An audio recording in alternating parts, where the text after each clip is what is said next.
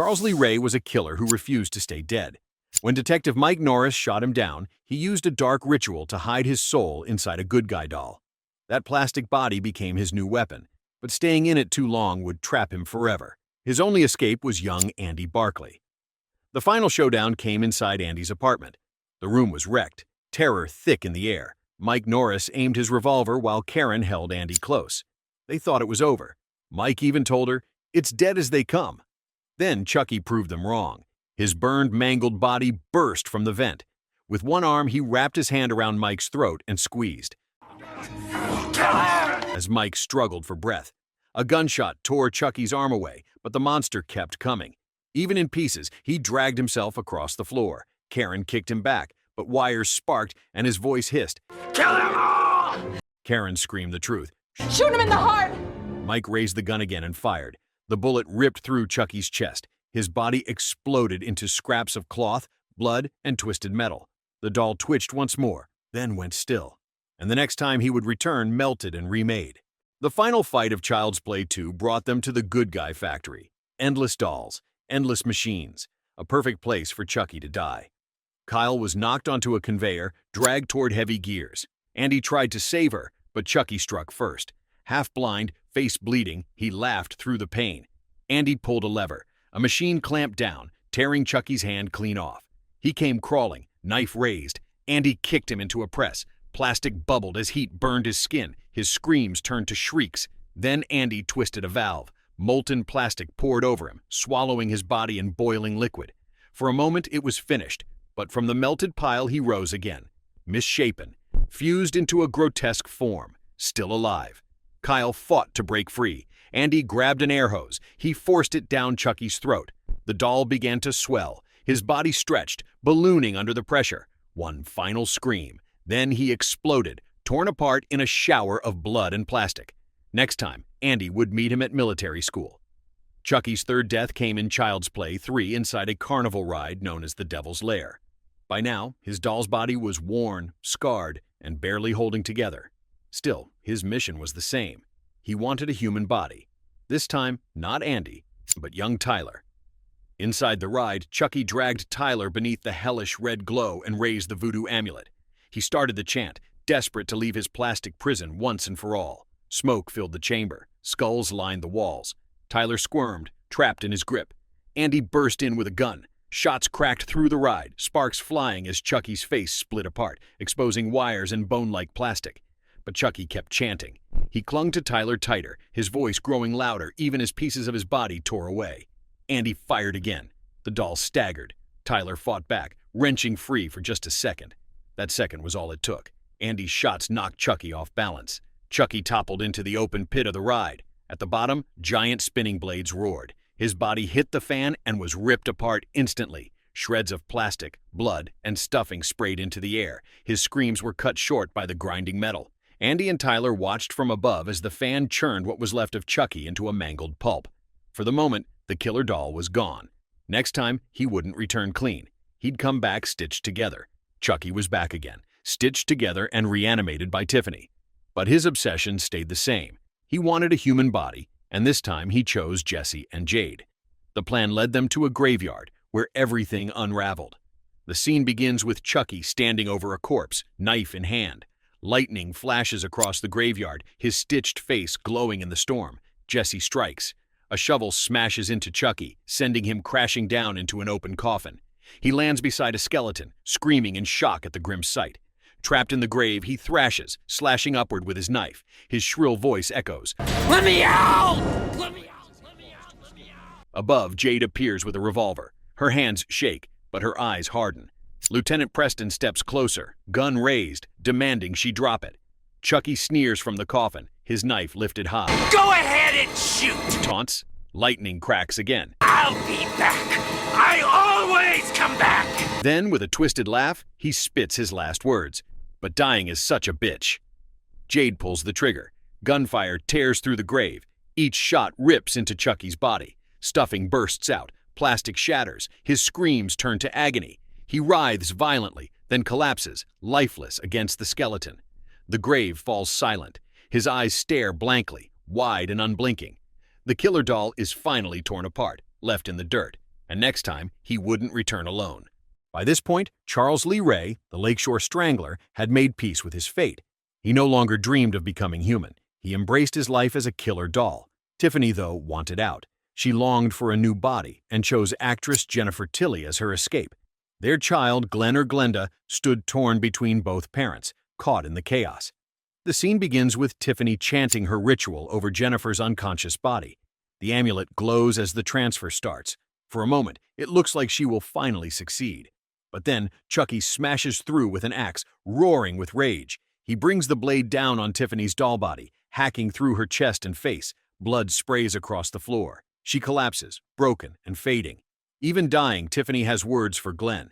She warns them not to make the same mistakes she and Chucky made. Then her eyes close, and she is gone. Chucky doesn't notice the shift in his child. Grief twists into something darker. Glenn gives way to Glenda. They grip the axe, their face cold, their eyes sharp. Chucky laughs, thinking his child is finally like him. But the axe swings toward him. The strikes are brutal. Limbs are severed. Blood floods the floor. Chucky howls in pain but grins through it all. Attaboy, kid. The final blow severs his head. The killer doll lies in pieces, silenced by its own child. His next death wouldn't be at the hands of family, but inside a house cursed with blood. Chucky returns once again, this time hidden in a package that arrives at the Pierce home. Inside is not just a doll, but the soul of Charles Lee Ray. For Nika Pierce, a young woman in a wheelchair, this night turns into a massacre. Her family is gone. Now it's just her and the killer doll. The scene begins with Chucky standing over Nika, knife in hand. His scarred face twists into a grin. Time to pull the plug. But Nika fights back with words, mocking him for failing to kill Andy Barkley after all these years. The insult cuts deep. I'm gonna kill you slow. He leaps down from above, missing his mark as the knife clatters to the floor. Nika screams while Chucky shoves her heavy wheelchair against her legs, trapping her. She claws toward the weapon. He stabs at her fingers through the bars, laughing as blood runs down her hand.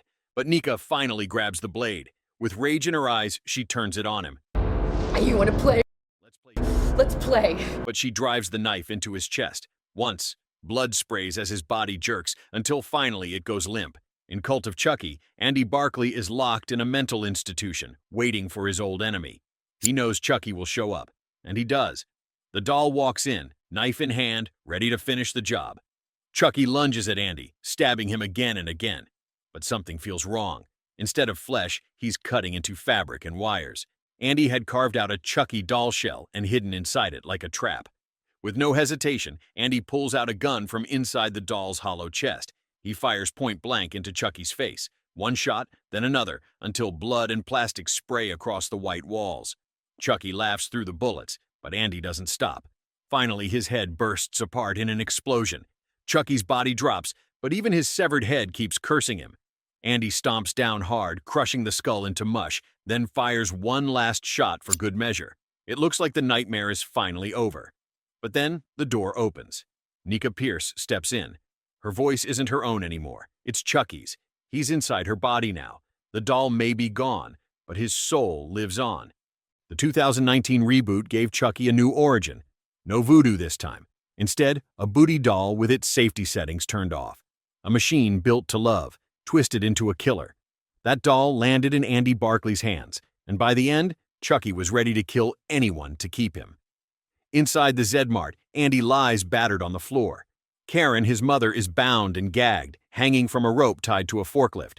Chucky appears, dragging a knife across the concrete, promising Andy it will be just the two of them forever. The forklift lifts higher. The rope tightens around Karen's neck. Andy struggles, breaking free from his restraints.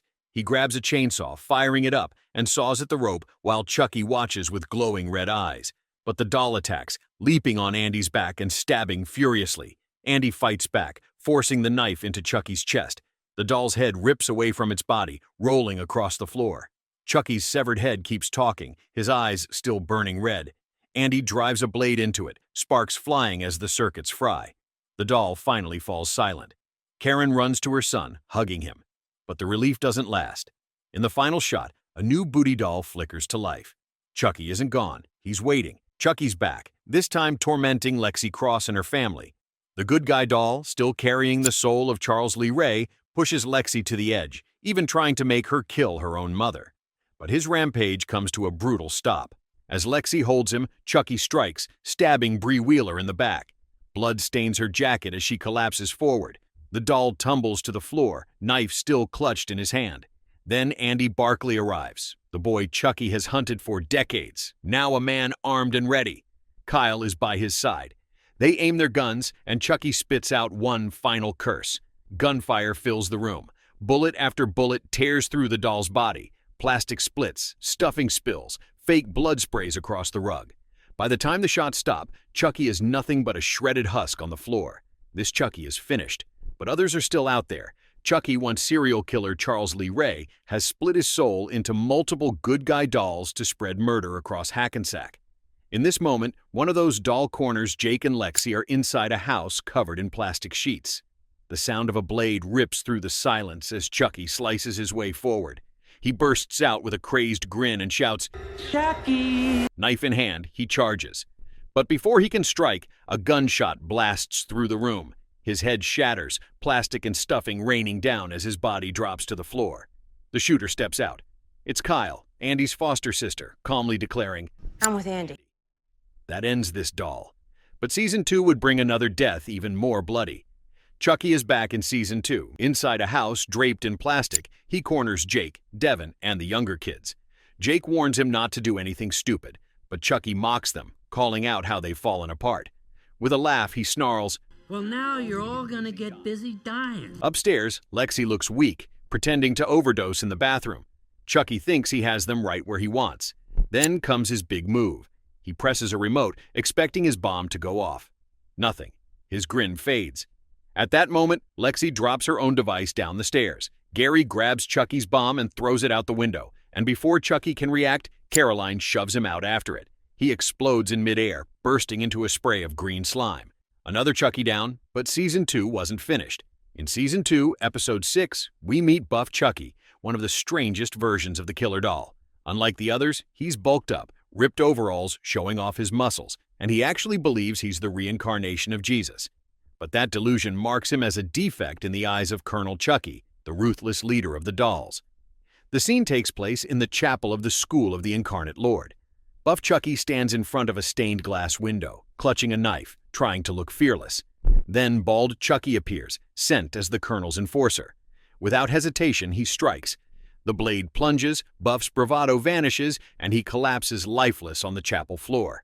Chucky's obsession with survival finally turns against him in Season 2, Episode 7. After years of splitting his soul into multiple dolls, the plan to stay immortal starts to collapse.